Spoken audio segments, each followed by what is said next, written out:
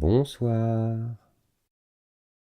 Ce soir, je vous lis Dame Hiver de Jacob et Wilhelm Grimm.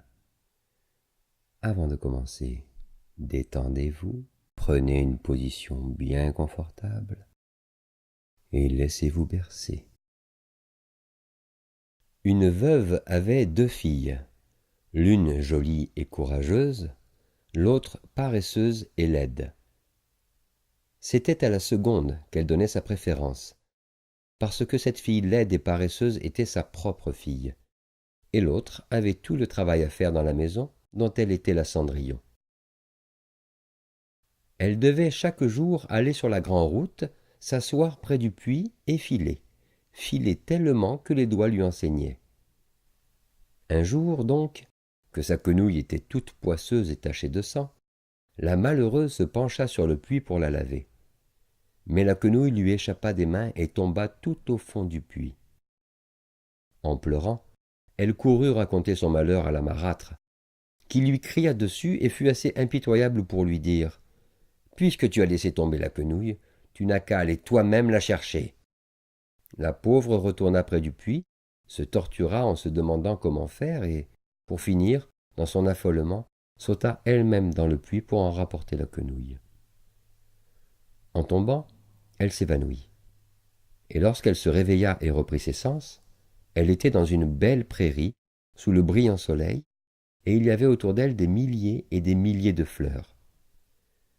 Elle s'avança dans cette prairie et arriva devant un four à pain où cuisait la fournée. Et voilà que les pains de l'intérieur se mirent à appeler. « Retire-moi, retire-moi, sinon je vais brûler. Je suis déjà bien cuit et plus que cuit. » Elle y alla, saisit la longue pelle de four et sortit un à un tous les pains jusqu'au dernier. Puis elle poursuivit sa marche et arriva près d'un pommier chargé de pommes en quantité énorme. Et là aussi on l'appela. « Secoue-moi, secoue-moi. Nous les pommes, nous sommes toutes mûres. » Alors elle secoua l'arbre et les pommes tombèrent comme s'il pleuvait. Et elle le secoua jusqu'à ce qu'il n'en restât plus une sur l'arbre. Puis elle les mit soigneusement en tas avant de se remettre en route. Pour finir, elle arriva devant une petite maison où une vieille la regardait par la fenêtre. Mais elle avait de si longues dents, cette vieille, que la fillette, dans sa peur, voulut se sauver à toutes jambes. « Pourquoi t'effraies-tu, ma chère enfant ?» lui dit la vieille femme. « Reste avec moi, et si tu fais bien ton travail, si tu me tiens la maison bien en ordre, tout n'en ira que mieux pour toi. Surtout, tu dois veiller à bien faire mon lit et secouer soigneusement l'édredon pour en faire voler les plumes, parce que, alors, il neige sur le monde. Je suis Dame Hiver. » Le ton aimable et les bonnes paroles de la vieille réconfortèrent son cœur et lui rendirent son courage. Elle accepta son offre et entra à son service, s'acquittant de sa tâche à la grande satisfaction de Dame Hiver, battant et secouant son édredon jusqu'à faire voler les plumes de tous côtés, légères et dansantes comme des flocons de neige. En retour, elle avait la bonne vie chez elle, jamais un mot méchant, et tous les jours du bouilli et du rôti.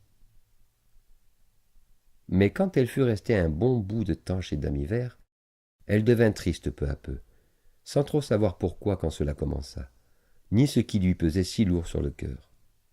Enfin, elle se rendit compte qu'elle avait le mal du pays. Elle savait bien, pourtant, qu'elle était 1000 fois mieux traitée ici que chez elle, mais elle n'en languissait pas moins de revoir sa maison. « Je m'ennuie de chez moi, finit-elle par dire à Dame Hiver. Et bien que je sois beaucoup mieux ici, je voudrais remonter là-haut et retrouver les miens. Je sens que je ne pourrai pas rester plus longtemps. »« Il me plaît que tu aies envie de rentrer chez toi, dit Dame Hiver.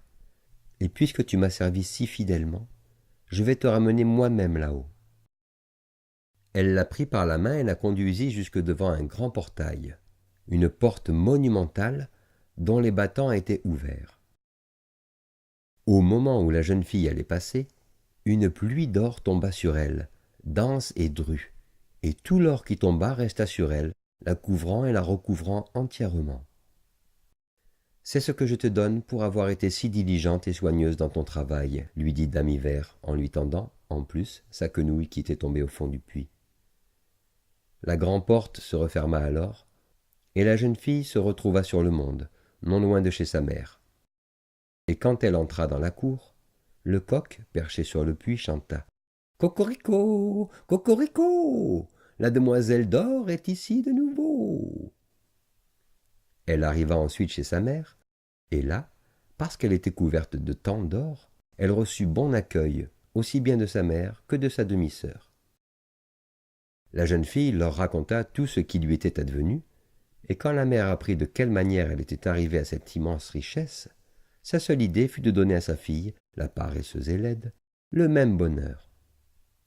Il fallut donc qu'elle allât, comme sa sœur, s'asseoir à côté du puits pour filer, et pour que sa quenouille fût poisseuse de sang, elle dut se piquer le doigt et s'égratigner la main dans les épines. Elle jeta ensuite sa quenouille dans le puits et sauta elle-même, comme l'avait fait sa sœur. Et il lui arriva la même chose qu'à elle. Elle se retrouva dans la même prairie et emprunta le même chemin, arriva devant le même four, où elle entendit semblablement le pain crier « Retire-moi, retire-moi, sinon je vais brûler. Je suis déjà bien cuit et plus que cuit. » Mais la paresseuse se contenta de répondre « Plus souvent, tiens, que je vais me salir. » Et elle passa outre. Lorsqu'elle arriva un peu plus loin près du pommier, il appela et cria « Secoue-moi, secoue-moi. Nous, les pommes, nous sommes toutes mûres. » Mais la vilaine ne se retourna même pas et répondit « Fameuse idée, oui, pour qu'il m'en tombe une sur la tête. » Et elle continua son chemin. Lorsqu'elle arriva devant la maison de Dame Hivert, comme elle avait déjà entendu parler de ses longues dents, elle n'eut pas peur et se mit aussitôt à la servir. Le premier jour, tout alla bien, elle fit du zèle, obéit avec empressement et vivacité, car elle songeait à tout l'or que cela lui vaudrait bientôt.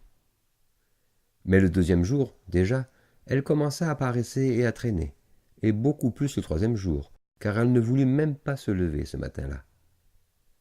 Elle ne faisait pas non plus le lit de Dame Hivert comme elle devait le faire, négligeait de secouer l'édredon et de faire voler les plumes. Dame Hivert ne tarda pas à se lasser d'une telle négligence et lui donna congé. La fille paresseuse s'en montra ravie, pensant que venait le moment de la pluie d'or. Mais si Dame Hivert la conduisit aussi elle-même à la grand-porte, au lieu de l'or ce fut une grosse tonne de pois qui lui tomba dessus. « Voilà la récompense que t'ont mérité tes services, » lui dit Dame Hivert, qui referma aussitôt la grande-porte. La paresseuse rentra chez elle, mais couverte de pois des pieds à la tête, et le coq, sur le puits, quand il la vit, chanta « Cocorico, cocorico, la sale demoiselle est ici de nouveau !» La poix qui la couvrait colla si bien à elle que de toute sa vie, jamais elle ne put l'enlever.